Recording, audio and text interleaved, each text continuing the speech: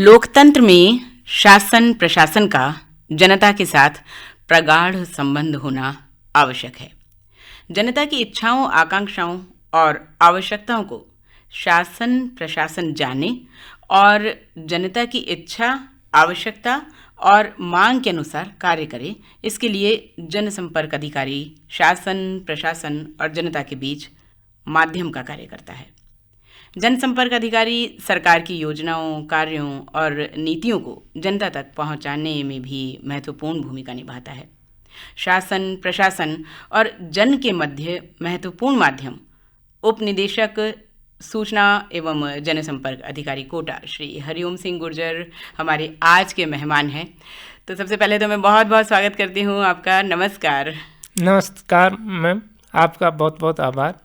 तो आज हम उप निदेशक सूचना एवं जनसंपर्क अधिकारी कोटा श्री हरिओम सिंह गुर्जर जी के जीवन में झांकेंगे, उनसे उनके विविध रंगों का परिचय प्राप्त करेंगे, उनकी उपलब्धियों की बातें करेंगे और उपलब्धियों के साथ साथ किन किन परेशानियों को देखते हुए, किन संघर्षों से गुजरते हुए उन्होंने ये पद हासिल किया। बहुत सी उपलब्धियां हैं, बहुत से पुरस्कार आपने प्राप्त किए, उन सबके बारे में हम अभी आगे धीरे धीरे चर्चा करते रहेंगे। तो ये जो यात्रा रही आपका, ये जो सफ़र रहा, क्या इतना सुगम था?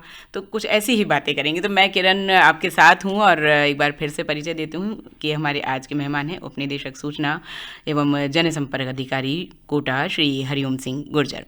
तो सबसे पहला सवाल, बचपन कहाँ बीता, स्कूली शिक्षा कहाँ हुई, माध्यमिक शिक्षा कहाँ हुई, और जो ये शिक्षा जहाँ भी हुई है आपकी, तो इनमें से कुछ ऐसी बातें जो कि आपको आज तक भी याद हैं, क्योंकि हमारी यादें बहुत धूमिल हो जाती हैं, लेकिन फिर भी कुछ ऐसी बातें हैं जो रह जाती हैं मन में। तो कौन सी बातें जिनको याद करके बच्चों को सुनाते हो या अपने स्टाफ को सुनाते हो? मैं पूरी तरह ग्रामीण परिवेश से हूँ और प्रारंभिक शिक्षा ग्रामीण परिवेश में हुई। गांव मेहंदीपुर बालाजी के पास पाटोली है, जो वर्तमान में दौसा जिले में आता है। पाटोली ऐसा गांव है जो अब तक 3 जिलों में रहा है। पहले सवाईमाधोपुर में था, फिर करौली, अब दौसा में है। मिडिल 8वीं तक की पढ़ाई वहीं की। वहाँ उस पढ़ाई के दौरान सबसे अच्छी जो सुविधा थी वो थी कि घर के पास में स्कूल था, आने जाने में सुविधा थी।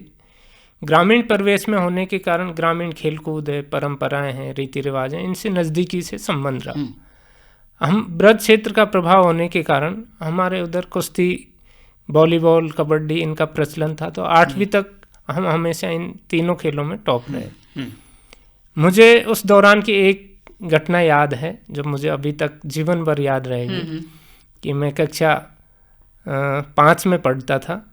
उस समय बीच में जो स्कूल और घर के बीच में कच्ची सड़कें थी, तो बिना चप्पल के रहते थे। उस समय चप्पलें नहीं हुआ, मैं इतना आँख, देसी आँख होता है, उसके पत्तों को बांध करके हम उस मिट्टी में निकलते थे। मेरे जैसे बहुत सारे बच्चे थे, उनके पास जूते चप्पल नहीं हुआ करते थे।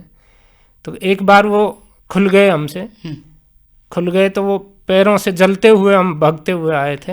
वो मैं जीवन में नहीं भूल सकता। उसके बाद में कई साथियों ने पढ़ाई भी छोड़ दी थी उसके कारण, लेकिन वो मुझे जीवन भर याद रहेगा कि हम किस तरह पैदल जाते और पढ़ते थे। जी जी। अच्छा, हमारे गुरुजनों का बहुत आशीर्वाद होता है हम पर, उनकी छाप भी होती है, उनका स्नेह भी होता है, उनका मार्गदर्शन भी होता है। तो कोई गुरुजी आपको याद आते हैं कि जिन्होंने कहा कि हरिओम बहुत तेज़ हो पढ़ने में, या बहुत अच्छे इंसान हो, तेज़ ना भी हो तो भी कुछ ऐसा? हाँ, मेरे गांव के शिक्षक थे रामेश्वर जी, अब तो नहीं रहे इस दुनिया में। मुझे वो हमेशा प्रोत्साहित करते थे। उनकी खासियत ये थी कि उन्होंने मेरे पिताजी को भी पढ़ाया था और मुझे भी पढ़ाया था। अच्छा। और मेरे पिताजी के गुरु रहे, तो मेरे पिताजी ने भी उस समय पूरी सारी कक्षाएं फर्स्ट ग्रेड से पास की थी।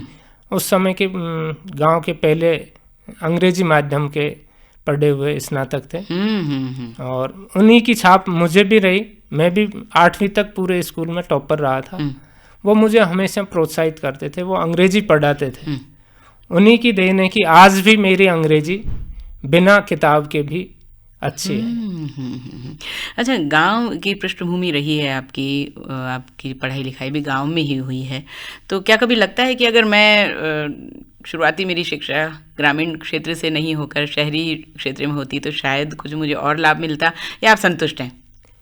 नहीं, मुझे लाभ मिलता है, यदि मुझे सुविधाएं मिलती तो निश्चित रूप से। परिस्थितियों में मैं पढ़ा हूँ हर बार।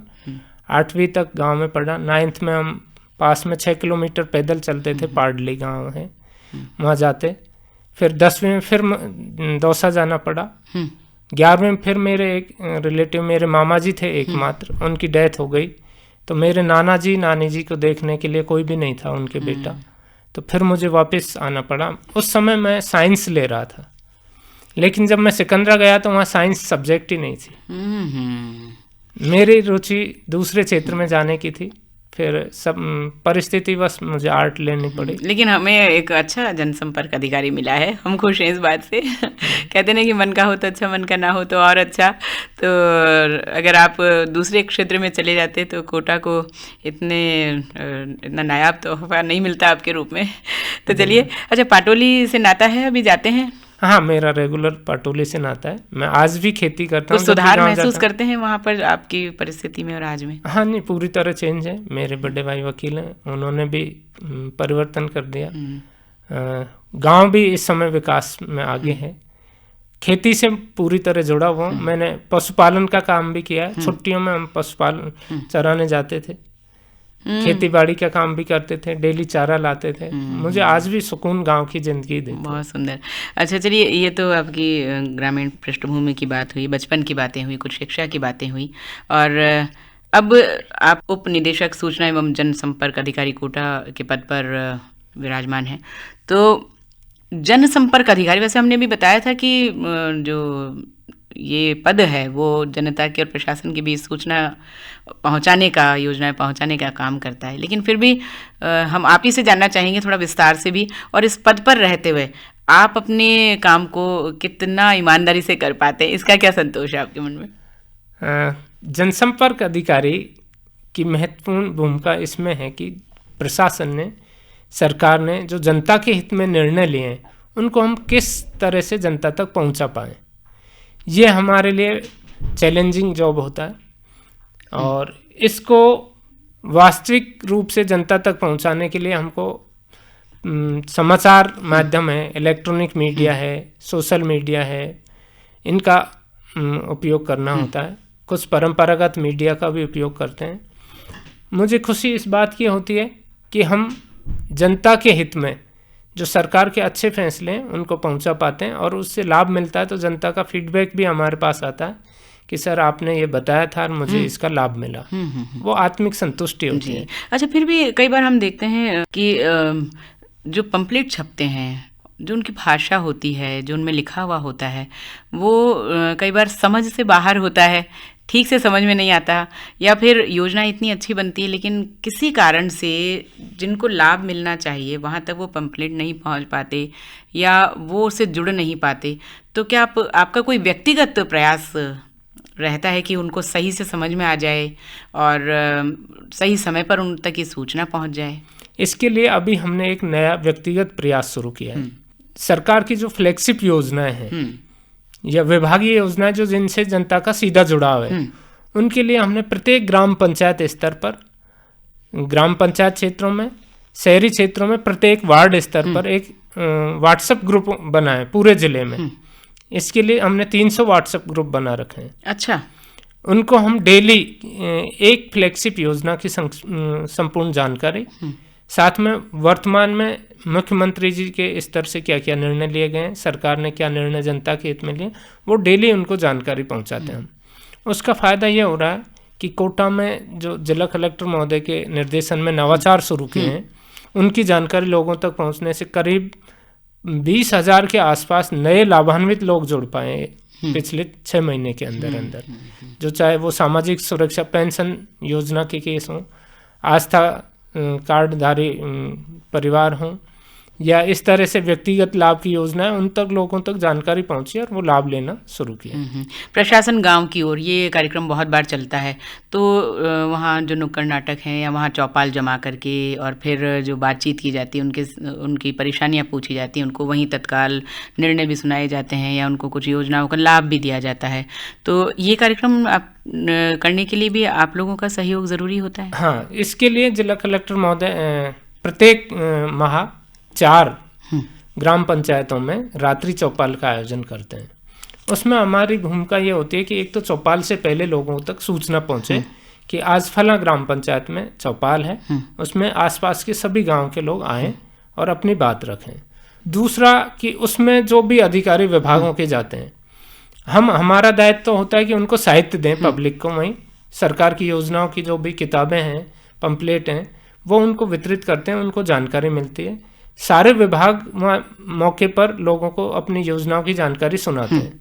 उसका लाभ ये होता है कि जो भी पात्र व्यक्ति वहाँ बैठा हुआ है वो तुरंत खड़ा हो जाता है कि साहब ये तो योजना का लाभ मुझे लेना है, मैं पात्र हूँ इसमें आपके में, तुरंत उसका वहाँ काम होता है। तो उसमें आत्मिक संतुष्टि हमको भी होती है, पूरे प्रशासन को भी होती है। जनसंपर्क अधिकारी या जनसंपर्क का काम ये कुछ हमारे जैसा ही है, क्योंकि हम भी यहाँ पर माइक्रोफोन पर बोलते हैं, हमारी आवाज़ दूर तक जाती है, एक रिश्ता बनता है, पहचान बनती है, परिवार बनता है।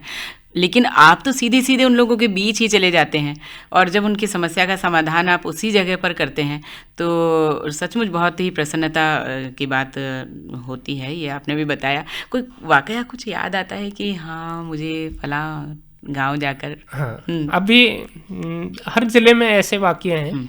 अभी कोटा का वाकया बताता हूँ आपको। कलेक्टर साहब की चौपाल थी, एक महिला बैठी हुई थी, उन्होंने कहा साहब मेरे किसी भी तरह का लाभ नहीं मिल रहा है, मुझे जानकारी भी नहीं है जी।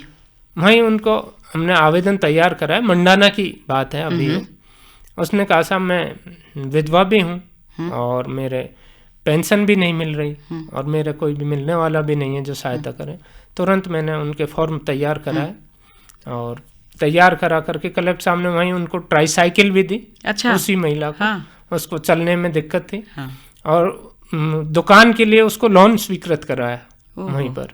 उसने इतनी भलाई दी मुख्यमंत्री जी को, जिला कलेक्टर को, हमको, सारे अधिकारियों को इतनी प्रशंसाएं दी, वो दुआएं मिलती हैं तो आत्मिक संतुष्टि मिलती है कि वास्तव में आज हमारा आना यहाँ सफल हुआ है। चलिए बहुत अच्छी बात है। जो लोग हमारा कार्यक्रम सुन रहे हैं, जो श्रोता हमसे जुड़ चुके हैं इस वक्त, तो वो समझ गए हैं। इस समय हमने परिचय दे दिया है आपका। फिर भी एक बार जो अभी अभी हमसे जुड़े उन्हें हम बताना चाहेंगे कि आज के हमारे मेहमान हैं उप निदेशक सूचना एवं जनसंपर्क अधिकारी कोटा श्री हरिओम सिंह गुर्जर और मैं हूं आपके साथ किरण। तो हम बातचीत के माध्यम से ग्रामीण क्षेत्र तक पहुंच ही गए हैं, उन तक हमारी आवाज़ जा रही है और जो आपको नाम से जानते हैं या मुझे भी जो आवाज़ से पहचानते हैं तो वो अब मुझे लगता है कि हमारे साथ जुड़े रहना पसंद कर रहे होंगे। तो उनके इस भाव को हम बनाए रखें। क्यों ना एक गीत उन्हें ही समर्पित कर दें, आपकी पसंद का भी हो और उन्हें भी अच्छा लगे। मैं लता जी के गाने सुनना पसंद करता हूँ और लता जी की गज़ल है ए दिले नादान। क्या बात है।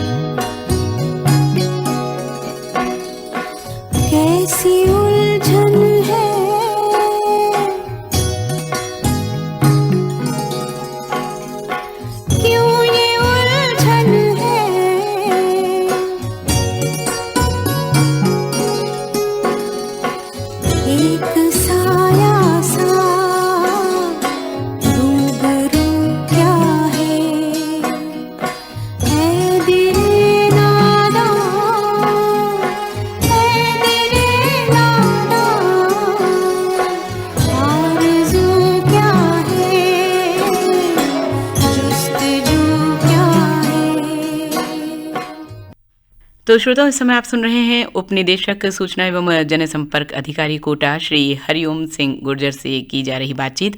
और अब एक बार फिर इस गज़ल के बाद हम जुड़ते हैं आपके साथ और फिर बात को आगे बढ़ाते हैं। आपने अलग अलग जगहों में काम किया है अपने पद पर रहते हुए, करौली है, धौलपुर है, दौसा है और अब कोटा। तो पहले तो हम यही जानना चाहेंगे कि सबसे अच्छा आपको कहाँ लग रहा है? सबसे अच्छा मुझे कोटा ही लगा है। हाँ, धौलपुर वाले और बाकी नाराज हो गए तो? नहीं, वो अलग अलग चीज़ें थी। मेरे धौलपुर जाना आकस्मिक था, पहली बार धौलपुर गया था। धौलपुर एक डांग प्रभावित क्षेत्र है। मैं जब वहाँ गया दस्यु प्रभावित क्षेत्र था वो पूरा। वहाँ अलग तरह के चैलेंज थे। वहाँ जनसंपर्क विभाग का काम था कि लोगों को जागरूक करना, खास तौर से पुलिस का काम वहाँ ज़्यादा है। तो वहाँ पुलिस प्रशासन से हमारा संबंध रहता था। जो नवाचार होते थे, सरकार की योजनाएं होती थी, गांव में मैं धौलपुर के प्रत्येक गांव को टच किया था मैंने। वहाँ लोगों में अभी भी जागरूकता का अभाव था। करौली एक अलग ज़िला है, यहाँ लोग जागरूक हैं, अग्रेसिव हैं, लेकिन यहाँ पिछड़ापन भी काफ़ी था। दोनों ज़िलों में और कोटा में अंतर यह है कि कोटा के लोग जागरूक हैं, शहरी क्षेत्र बड़ा है यहाँ इसलिए अच्छा लगता है कि यहाँ लोग जागरूक होने से योजनाओं का फ़ायदा भी ले पाते हैं। कोटा के लोग आंदोलन नहीं करते, अपनी बात को शालीनता से रखते हैं। थोड़ा गर्म पानी चंबल का है, उबाल आता है, लेकिन यहाँ के लोग विकास सोच के साथ समझाने से समझ जाते हैं। शिक्षा जो है वो किसी भी बात को समझने समझाने के लिए या किसी भी काम को अंजाम देने के लिए बहुत आवश्यक होती है। तो इन तीनों ही जगहों में क्या शिक्षा का भी कोई महत्व आपने समझा? शिक्षा का महत्व सबसे बड़ा है। कोटा क्योंकि शिक्षा के मामले में सबसे आगे है, शैक्षणिक नगरी कोटा है। धौलपुर का पिछड़ापन का कारण शिक्षा है। करौली धौलपुर से आगे, उसका कारण भी शिक्षा ही है। कुछ भौगोलिक परिस्थितियाँ होती हैं। धौलपुर करौली में भौगोलिक परिस्थिति ऐसी है कि संघर्ष करना पड़ता है लोगों को। यहाँ पूरा हरा भरा क्षेत्र है, नहरी क्षेत्र है। शहरी क्षेत्र में भी यहाँ आजीविका के काफ़ी साधन हैं, लोग मेहनती हैं। इसका फ़ायदा ये होता है कि प्रशासन को यहाँ सरकार की योजनाओं को पहुँचाने में कम संघर्ष करना पड़ता है। जब हमने आपसे बातचीत की तो आपकी शिक्षा के बारे में भी हमने जाना और आपने वर्धमान महावीर खुला विश्वविद्यालय कोटा से BJMC, MA समाज शास्त्र और MA इतिहास कर रखा है। इसके साथ ही आपने MJMC भी किया है महावीर विश्वविद्यालय कोटा से ही। डिप्लोमा भी किया है आपने योगा एंड साइंस से, और वो भी आपने महावीर खुला विश्वविद्यालय कोटा से ही किया। तो ये जो पढ़ने पढ़ाने का सिलसिला ये आपका लगातार चलता रहा, क्योंकि इसमें सभी में समय लगा है। तो जिस क्षेत्र को आपने चुना वहाँ वाकई पढ़ाई लिखाई से हम जुड़े रहें और आगे से आगे और ज़्यादा जानकारी प्राप्त करते रहें, जिज्ञासु प्रवृत्ति के रहें, ये इसकी एक डिमांड है। तो ये जो आपने इतनी पढ़ाई की है, तो ये आपका जो क्षेत्र है या आपका जो पद है उसमें किस तरह से आपको सहयोग करता है? क्योंकि हमारी जो बातचीत होगी उसको सुनकर बहुत से लोग हैं जो जनसंपर्क अधिकारी बनना चाहते हैं। तो ये बताइए कि उनको पढ़ाई किस तरह से करनी चाहिए और क्या वाकई ये सब उनमें सहायक होता है? किरण जी, आपने बहुत अच्छी बात पूछी है। एक तो पढ़ाई अनवरत जारी रखनी चाहिए, मेरा ये मानना है। आप किसी भी क्षेत्र में हो, पढ़ाई अनवरत रखेंगे तो आप जिस क्षेत्र में हैं उसमें मनोयोग से काम कर पाएंगे। सक्रियता सबसे ज़रूरी है। निष्क्रिय होते ही आप चारों तरफ से निष्क्रिय हो जाएंगे। तो युवाओं से मेरी यही अपील रहेगी कि आप सक्रिय रहें। चाहे खेती कर रहे हों तो खेती से संबंधित कोर्स करें, किताबें पढ़ें, ऑनलाइन कोर्स काफ़ी सारे हैं। मेरा अनवरत पढ़ाई का क्रम इसलिए जारी रहा कि इससे मुझे सक्रियता रहती है। मैंने अभी योगा एंड साइंस का डिप्लोमा इसलिए किया कि जब कोरोना काल में मैंने देखा कि आयुर्वेद का महत्व बहुत अधिक है, और आयुर्वेद ने ही, मेरा पूरा परिवार कोरोना से पीड़ित था तो आयुर्वेद ने ही बचाया था। तो मैंने उसके बाद ये योगा एंड साइंस का कोर्स किया और इसने मेरी लाइफ को बदल दिया। इसका फ़ायदा ये है। हिस्ट्री मेरा शुरुआत से इच्छित सब्जेक्ट था, इसलिए हिस्ट्री से किया है। और अब मैं अभी भी वर्धमान महावीर खुला विश्वविद्यालय से इस साल भी मैंने नया आवेदन किया है, फिर MA कर रहा हूँ मैं। ये मैं लगातार जारी है। अच्छा, अभी आपने कहा कि कोरोना ने हमारी लाइफ बदल दी, हमने आयुर्वेद अपना लिया, योग को अपना लिया और हम पहले की तुलना में ज़्यादा सक्रिय हो रहे हैं। लेकिन मैं वैसे ही थोड़ा सा और इससे अलग पूछना चाहूँगी कि कोरोना में हम एक दूसरे के लिए बहुत ही सहयोगी हो गए थे, मददगार हो गए थे। हम सोचते थे हम किसी भी तरह किसी के काम आ जाएं, क्योंकि तब ये लगता था कि पता नहीं हम कब तक हैं, बचेंगे या नहीं बचेंगे, ये इतना धन हम यहीं छोड़ कर के चले जाएंगे तो अपने में से कुछ दे दें।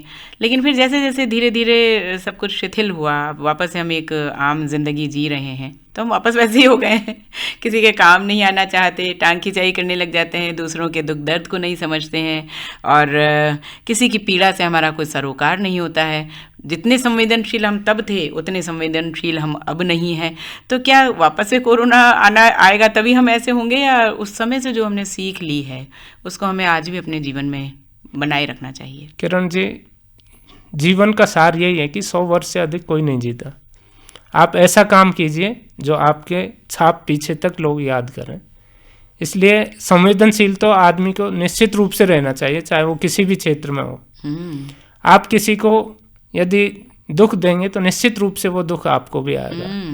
दूसरे के चेहरे पर यदि आप रोजाना किसी एक भी व्यक्ति के चेहरे पर प्रसन्नता लाओगे तो निश्चित रूप से आपका दिन भर प्रसन्न रहेगा।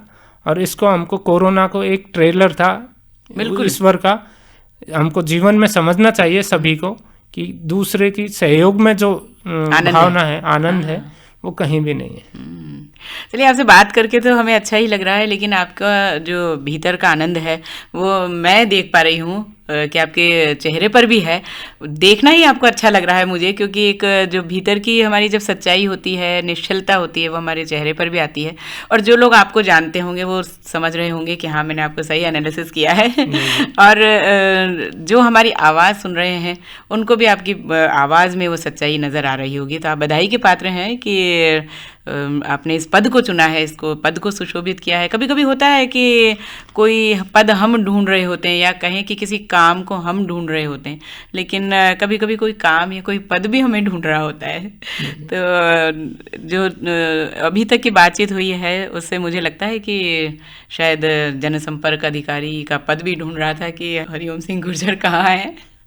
धन्यवाद करण जी। मेरे इस क्षेत्र में आने के बाद लगा कि मैं इसी के लिए बना था, और ईश्वर ने मुझे सबसे अच्छे जगह स्थापित किया। मैं कहीं दूसरी, या तो शिक्षक अच्छा रहता मैं, या जनसंपर्क अधिकारी। चलिए, काम तो आप अपने क्षेत्र में कर ही रहे हैं, लेकिन यहाँ ये जो कार्यक्रम है वो हमें अपने मन की बात कहने का अवसर देता है, और कुछ काम से हट करके कुछ अलग तरीके से बात करने का अवसर देता है। तो बात चल ही पड़ी है, तो फिर एक अच्छा सा गीत हो जाए आपकी पसंद का सुनने वालों के लिए। हाँ, एक वो लता जी का गाना है, यारा सीली सीली। हाँ, क्या बात है। तो चलिए, लेकिन फिल्म का ये गीत है। लेकिन फिल्म का है, सुनते हैं गीत। यारा सीली सीली बिरहा की रात का जलना, यारा सीली सीली, यारा सीली सीली, हो यारा सीली सीली, ढोला सीली सीली, यारा सीली सीली बिरहा की रात का जलना।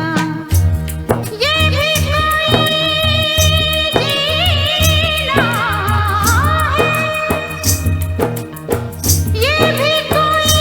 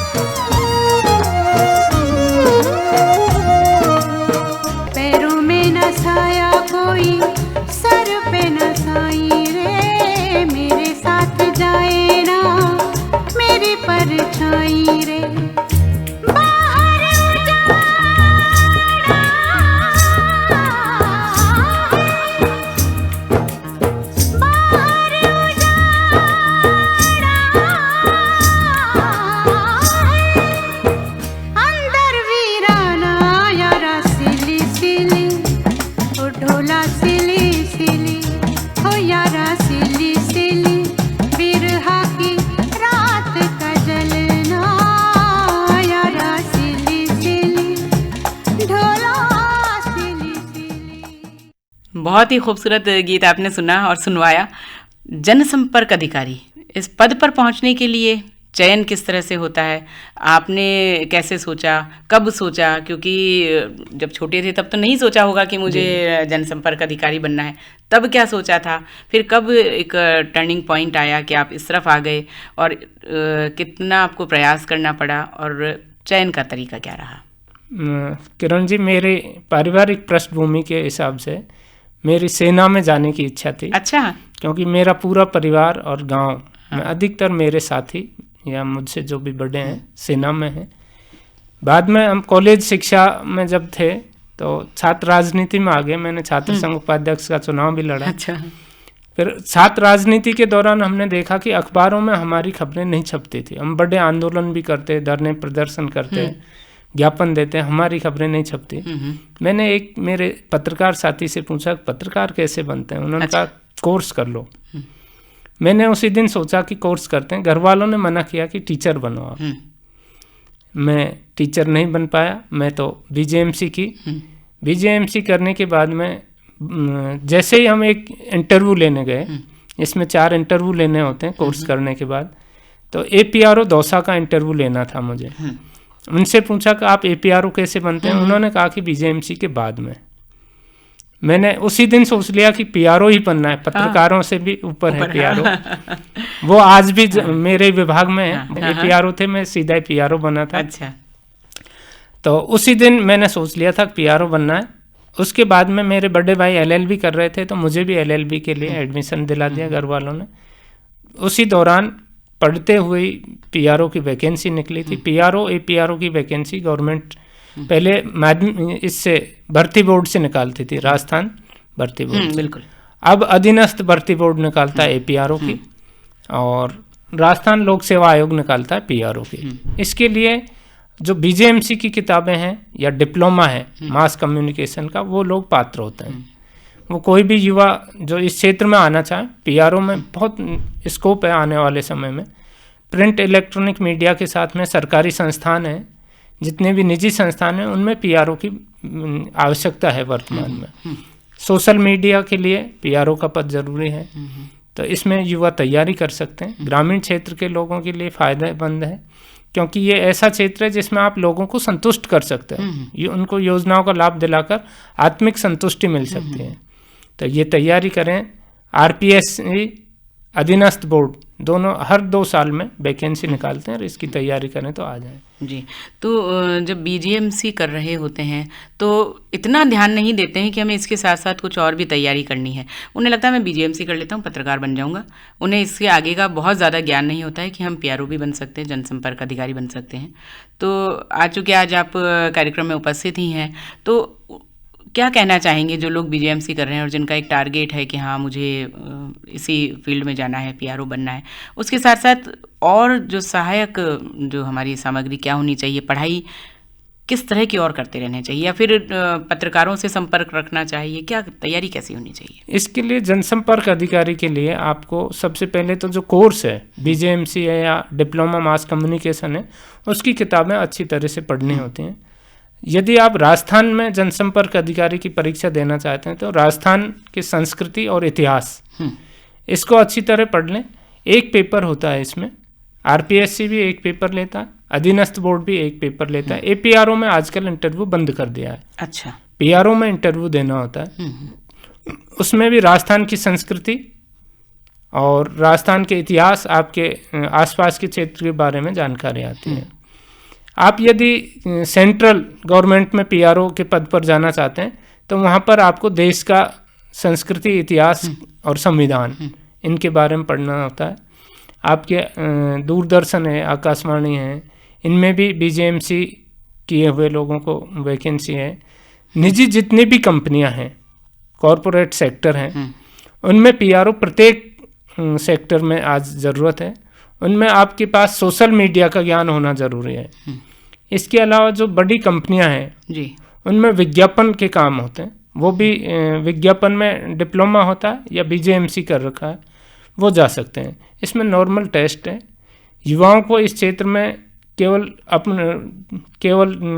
डिप्लोमा, उसके साथ में जिस राज्य में पीआरओ की भर्ती देख रहे हैं उस राज्य की कला संस्कृति इतिहास इसकी तैयारी कर लें।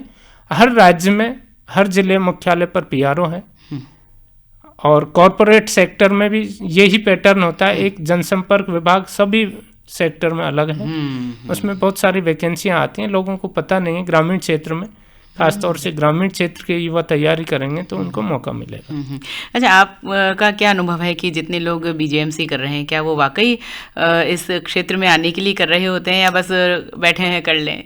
नहीं, इसमें मैंने देखा अभी तक औसतन लोग शौकिया तौर पर करते हैं कि ठीक है जानकारी ले लेंगे या पत्रकार बन जाएंगे, फिर भूल जाते हैं कि पीआरओ की वैकेंसी अभी जैसे मध्य प्रदेश में निकली है तो वो ध्यान ही नहीं दे पाते कि मध्य प्रदेश में भी हम बैठ सकते हैं। अभी राजस्थान में एपीआरओ के 78 पदों पर भर्ती हुई थी।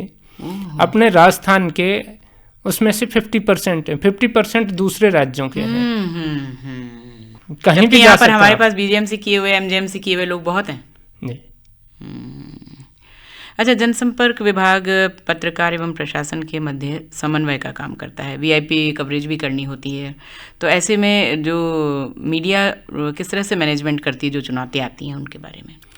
ऐसे वीआईपी विजिट हैं या कोई विशेष आयोजन है उनमें मीडिया मैनेजमेंट हमारे लिए चुनौतीपूर्ण रहता है, क्योंकि मीडिया से हम सीधे जुड़ा रखते हैं।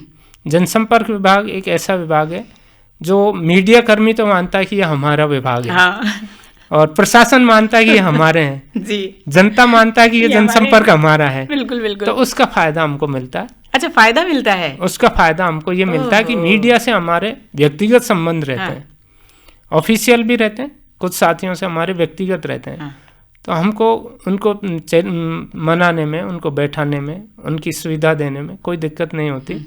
वीआईपी कवरेज के समय हमको ये ध्यान रखना होता है कि उनको सुविधा में कहीं कमी नहीं रह जाए, समय पर उनके पास मिल जाए, उनको आवागमन की सुविधा है, बैठने की सुविधा है, उसमें उनको स्वाभिमान, मीडिया का सबसे अच्छा है कि स्वाभिमान उनका बनाए रखो। ये चुनौतीपूर्ण होता है। यदि आपने स्वाभिमान बनाए रखा, उनकी समय पर वीआईपी से आपने इंटरेक्शन करवा दिया, वार्ता करवा दी, मीडिया आपसे खुश है, और मीडिया खुश है तो निश्चित रूप से जो यात्रा है वो भी सफल है। बिल्कुल बिल्कुल। और ये हमारे लिए चैलेंजिंग होता है, इसको आप किस रूप में लेते हैं।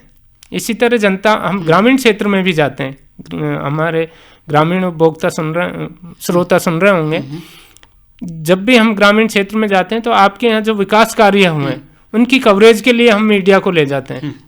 आपने जो अच्छा काम किया है, मान लो कोई कृषि क्षेत्र में नवाचार कर रहा है, पशुपालन में नवाचार कर रहा है, किसी ग्रामीण क्षेत्र में पेयजल स्रोत हैं या ऐसे नरेगा के काम अच्छे हुए हैं, उनको हम हाईलाइट करते हैं, तो उनको देखने नेशनल मीडिया भी आती है।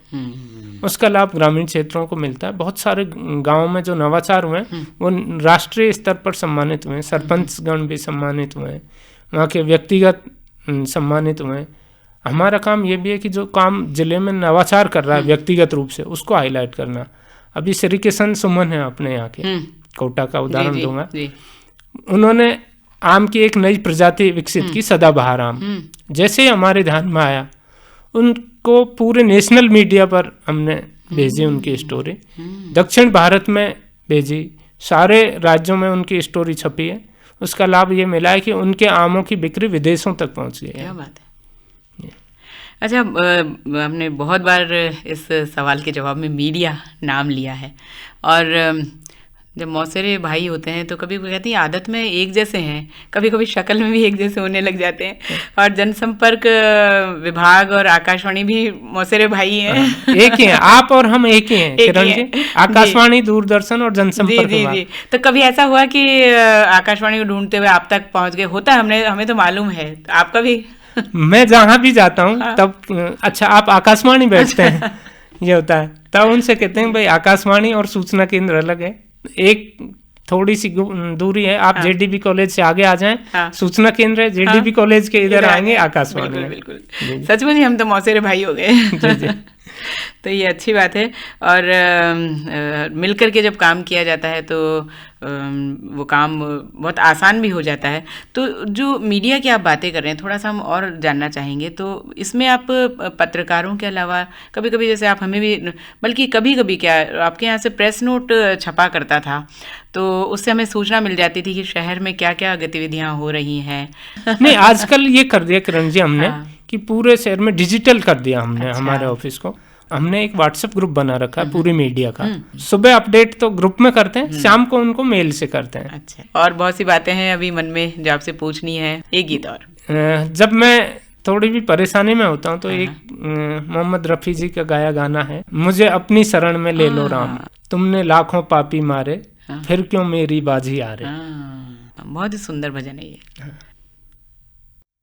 मुझे अपनी शरण में ले लो राम, ले लो राम, मुझे अपनी शरण में ले लो राम।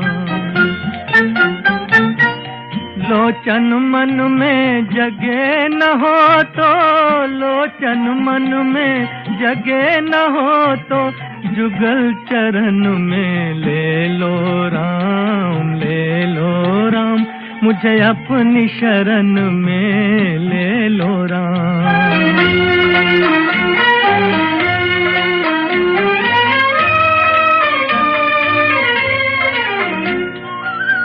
जीवन दे के जाल बिछाया, रच के माया नाच नचाया, चिंता मेरी तभी मिटेगी, चिंता मेरी तभी मिटेगी, जब चिंतन में ले लो राम, ले लो राम, मुझे अपनी शरण में ले लो राम।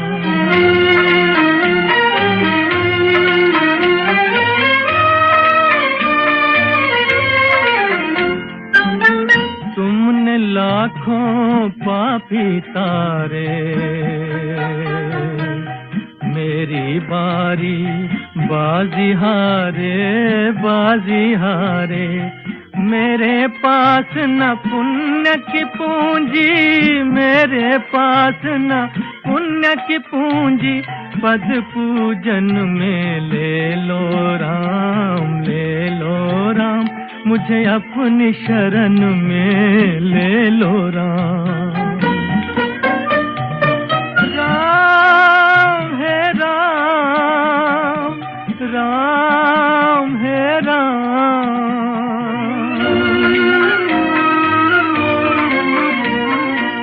घर घर अटकूं, दर दर भटकूं, कहाँ कहाँ अपना सर पटकूं, इस जीवन में मिलो न तुम तो राम है राम, इस जीवन में मिलो न तुम तो, मुझे मरण में ले लो राम, ले लो राम, मुझे अपनी शरण में ले लो राम, मुझे अपनी शरण में ले लो राम।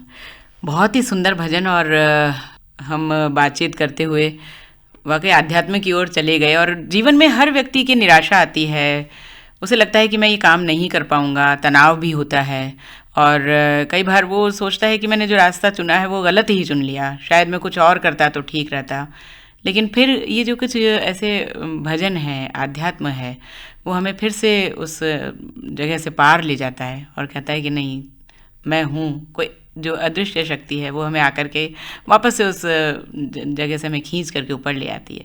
आध्यात्म का जीवन में कितना महत्व है? आध्यात्म का बड़ा महत्व है। आप किसी भी रूप में ईश्वर को माने, किसी भी संप्रदाय, किसी भी धर्म, किसी भी पंथ को माने, एक अदृश्य शक्ति है, निश्चित रूप से है, जो हमें प्रेरित करती है, मार्गदर्शन करती है, हमारा सहयोग करती है। मेरा ये मानना है, मैंने मेरी अब तक की लाइफ में देखा, जब भी मुझे परेशानी होती है, अदृश्य शक्ति निश्चित रूप से आपकी मदद करती है। उसको दिल से आप याद करेंगे तो आपकी मदद करती है। तो श्रोता, इस समय आप सुन रहे हैं उप निदेशक सूचना एवं जनसंपर्क अधिकारी कोटा श्री हरिओम सिंह गुर्जर से की जा रही बातचीत। और इस बातचीत में मैं हूं आपके साथ किरण। अब बात करते हैं फिर वापस थोड़े काम की। आपकी जो सेवाएं रही हैं, जो आपने जिस पद पर आप रहते रहे, चंबल के किनारे किनारे के ज़िले हैं उन्हीं में रही हैं। अलग अलग ज़िलों में अलग अलग परेशानी आपने देखी हैं और कुछ विशेषताएं भी रही हैं, तो दोनों के बारे में बातचीत की जाए कि कौन से ज़िले में क्या परेशानी रही, किस ज़िले की कौन सी विशेषताएं जो आपको बहुत ज़्यादा लुभाती हैं। धौलपुर में मैं शुरुआत में गया था, हम संसाधन विहीन ऑफिस में थे। वहाँ ना हमारे पास कंप्यूटर था ना कुछ था। मैंने शुरुआत में जो हाथ से लिख करके हम फैक्स करते थे समाचारों को, और वो जयपुर जाता था। वो वाकया भी देखा। फिर धीरे धीरे हम डिजिटल आए, कंप्यूटर आया, सुविधाएं हुई। धौलपुर में मैंने एक जो समस्या देखी वो ये थी कि लोग प्रशासन के प्रति आज भी विश्वास नहीं था लोगों में। वो प्रशासन को अपन से दूसरा पार्ट मानते थे। कुछ कलेक्टर साहिबान वहाँ ऐसे आए, जैसे मैं अब नाम लेना चाहूँगा, आशुतोष एटी सर ऐसे आए। उन्होंने गांव-गांव तक लोगों में प्रशासन की छवि को सुधारा जी। गांव पीसी किशन सर आए, उन्होंने गांव-गांव में चौपाल लगाई। जो गांव पिछड़ेपन थे उनको बदल दिया। उसका लाभ ये मिला कि धौलपुर की जो छवि थी वो परिवर्तित हुई। उससे पहले प्रेम सिंह नेहरा जी का नाम चलता था धौलपुर में, फिर आशुतोष एटी सर का चलता था, पीसी किशन सर का चलता था। उनका नाम इसलिए था कि उन्होंने लोगों से सीधा जुड़ाव रखा। सीधा जुड़ाव का लाभ ये रहा कि जो दस्यु प्रभावित क्षेत्र थे चंबल किनारे का, वो युवा प्रभावित हुए और स्वरोजगार के लिए आगे आए। वहाँ दस्यु समस्या इसीलिए थी कि लोगों के पास रोजगार के साधन नहीं थे। उस दूसरी जो समस्या मैंने वहाँ देखी कि लोग तेजी से विश्वास नहीं करते, तुरंत क्रोधित होते हैं वहाँ। अच्छा। उसका नुकसान ये था कि लोगों को भी नुकसान होता था, प्रशासन को भी हो जाता था। और वहाँ खासियत ये देखी कि वो क्रोधित तो होते थे लेकिन मन के सीधे थे। उनको थोड़ी देर में बता दें कि ये समस्या है, आपके इतने दिन में ठीक हो जाएगी, तो वो विश्वास मान भी जाते थे। करौली में ये था कि करौली विकसित जिला है, लेकिन यहाँ जातिगत समस्या थी करौली में, जिसका खामियाजा प्रशासन को मिलता था।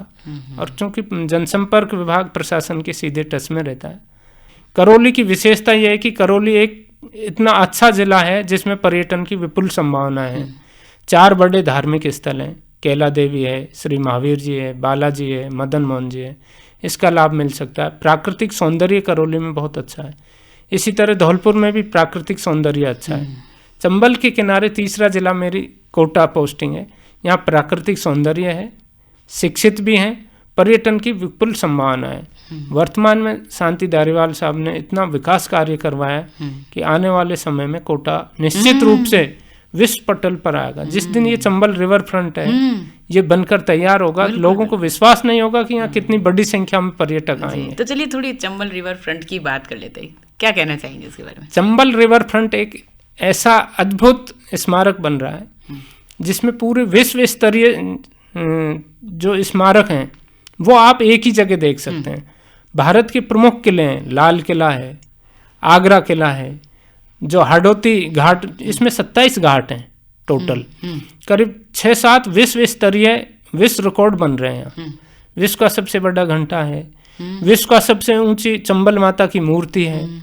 यहाँ बार्सिलोना का जो फव्वारा है जिसको देखने देश दुनिया जाती है, वो यहाँ देखने को आपको मिलेगा। यहाँ ब्रिटेन की सबसे बड़ी जो बिल्डिंग है वो यहाँ है। यूएसए का जो राष्ट्रपति भवन है उसकी यहाँ फसाड उसका बनाया हुआ है।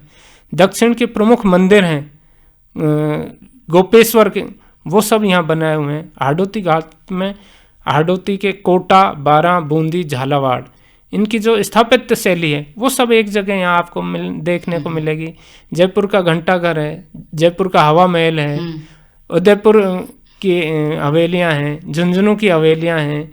इधर आप मारवाड़ में जाएंगे तो बीकानेर और यहाँ के स्मारक हैं, वो भी सब यहाँ बनाए हुए हैं। 6 किलोमीटर के आप इसको जो भी एक बार देखेगा निश्चित रूप से बार बार देखना चाहेगा। जी जी, इतनी सारी आपने बातें बताई है चंबल रिवर फ्रंट के बारे में, और आपकी बातें सुनते सुनते मैं लगभग साल 1.5 साल पहले की रिकॉर्डिंग में आपकी आवाज़ें सुनाई देने लग गई मुझे कि चंबल रिवर फ्रंट में ये बनेगा।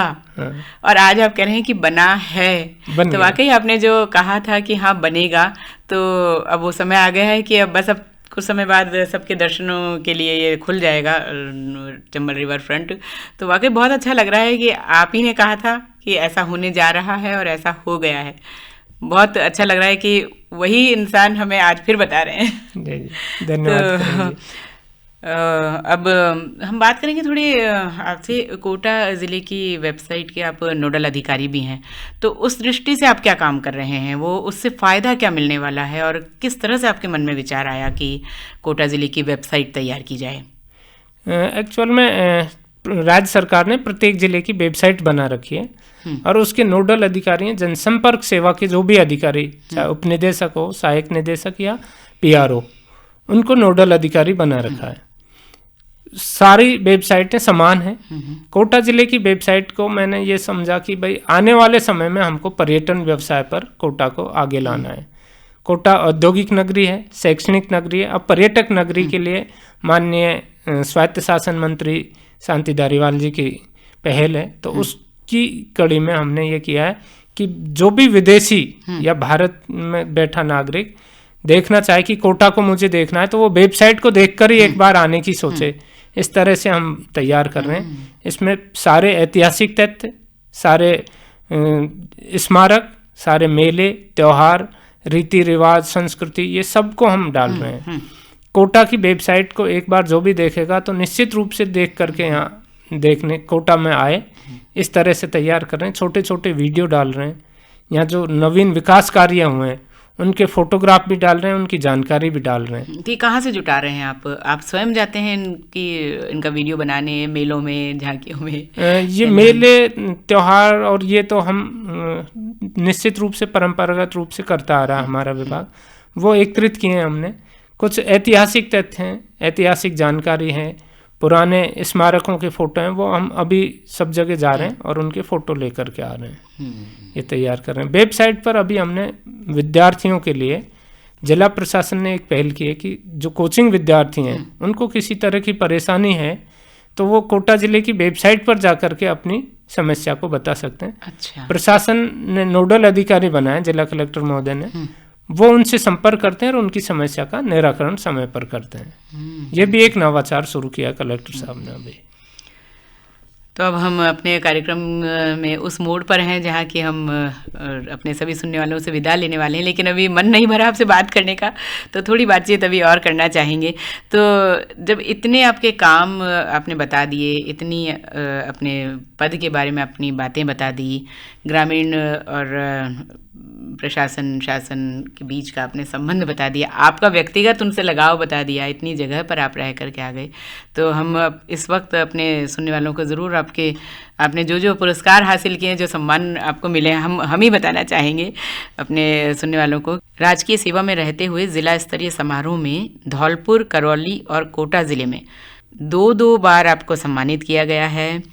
वर्ष 2013 का पत्रकारिता एवं साहित्यिक क्षेत्र में राष्ट्रीय पथिक सम्मान जनसंपर्क मंत्री के हाथों से आपने प्राप्त किया है जयपुर में, और करौली में जगरौटी गौरव सम्मान भी आपने प्राप्त किया है, कोटा में हाड़ौती गौरव सम्मान को भी आपने सुशोभित किया है।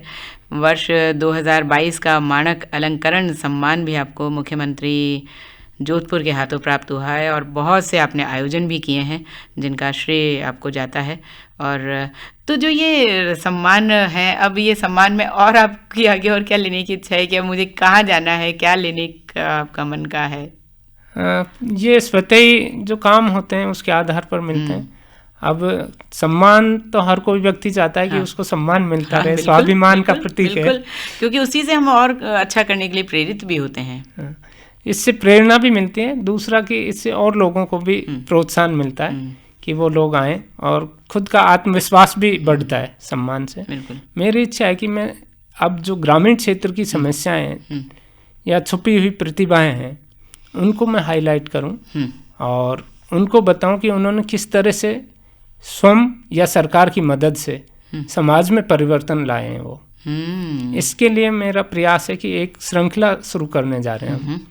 और उस श्रृंखला में होगा कि जिस भी क्षेत्र में हैं उन्होंने क्या विशेषताएं प्राप्त की हैं और उससे अन्य लोग किस तरह से प्रेरणा ले सकते हैं, आगे बढ़ सकते हैं। ये एक स्टोरी के रूप में हम शुरू करेंगे। ग्रामीण क्षेत्र के लोगों के साथ आप मिलकर काम करना चाह रहे हैं। कुछ पाटोली के लिए करने का आपका मानस है कि मैं पाटोली के लिए, क्योंकि जननी जन्मभूमिश्च स्वर्गादपि गरीयसी। पाटोली के लिए हमने अभी प्लान बनाया है कि हम जो भी सरकारी कर्मचारी अधिकारी हैं गांव से, उन्होंने एक व्हाट्सएप ग्रुप तैयार किया है, वो मैंने पहल की है। और हम गांव के युवाओं को, क्योंकि हमारा गांव ऐसा है जिसमें युवाओं को प्रेरणा के कोई भी साधन नहीं है, तो एक तो हम लाइब्रेरी शुरू करना चाह रहे हैं, बहुत अच्छी बात, गांव में।